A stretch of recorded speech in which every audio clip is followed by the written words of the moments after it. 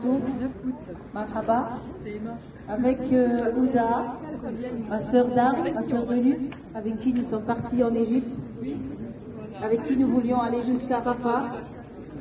Nous allons vous lire un poème avec aussi Marlène. C'est le dernier poème de Ziad Medouk. C'est un poète palestinien qui ne cesse de clamer pour la justice de son pays. Il est à Gaza actuellement et qui est en relation avec Ouda par message. Voilà. Il est professeur de français. On voulait vous dire aussi qu'avec Ouda, alors Ouda depuis dimanche passé, moi depuis mercredi, nous avons commencé une grève de la faim. Alors une grève de la faim, c'est pas pour apporter l'attention sur nous, parce que nous on s'en fout, c'est pour attirer l'attention sur ce qui se passe en Palestine. Toutes les personnes qui n'ont pas été massacrées, génocidées par Netanyahou sont affamées aujourd'hui. Des enfants et des bébés meurent de faim.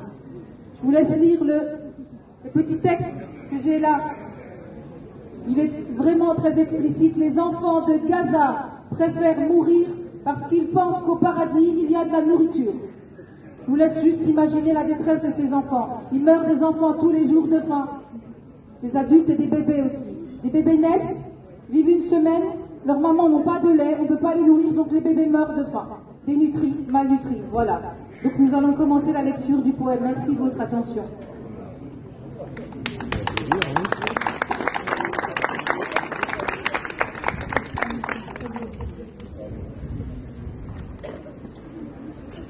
Gaza meurt de faim. Les Palestiniens de Gaza meurent de faim. La mort à Raza n'a plus besoin d'une balle ou d'un missile. La faim accomplit la tâche lentement et sûrement.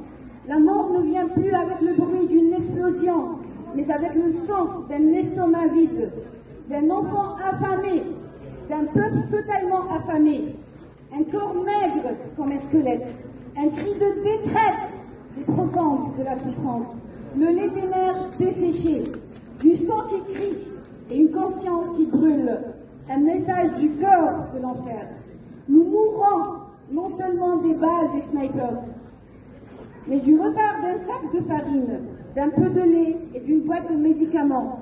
Nous mourrons parce que le pain est devenu un luxe et que l'eau potable est une histoire de conte de fées devant les yeux et les oreilles du monde qui regarde et voit notre tragédie en direct. Cas d'épuisement dû à la faim, des corps maigres comme du papier, incapables de marcher. Les os des enfants ressortent par manque de nourriture. Les gens de la ville assiégée meurent de froid, de bombardements et de famine. La faim a pris tout de nous. Notre patience et notre dignité deviennent une brèche fragile dans leur quotidien. Les gens ici ne pleurent pas, car pleurer nécessite de l'énergie. Chaque miche de pain manquante est une balle dans le ventre d'un enfant. Chaque boîte de médicaments manquante est une signature sur un certificat de décès, sans cérémonie ni condoléances. Même notre capacité à nous taire s'est évaporée. Un peuple entier aspire à la voie du pain manquant, dans un dénuement total. Des marchandises manquantes et des prix en flammes. Les commerçants de la guerre sont devenus riches sur la douleur des enfants. La faim est une révolution qui n'a pas encore commencé. La faim à Gaza est un crime moral sur le front du monde. Est-ce que le monde entend la voix de la famine, de la souffrance et le cri des ventres vides? Jusqu'à quand la mort lente attendra-t-elle les habitants de Gaza? Jusqu'à quand notre patience et notre endurance? Jusqu'à quand la raison pour venir à bout de l'ignominie? Quand la conscience humaine bougera-t-elle? Est-il essentiel de ne pas sombrer dans le désespoir? N'avons-nous pas le droit de désespérer de l'humanité? Ziad Medouk, merci.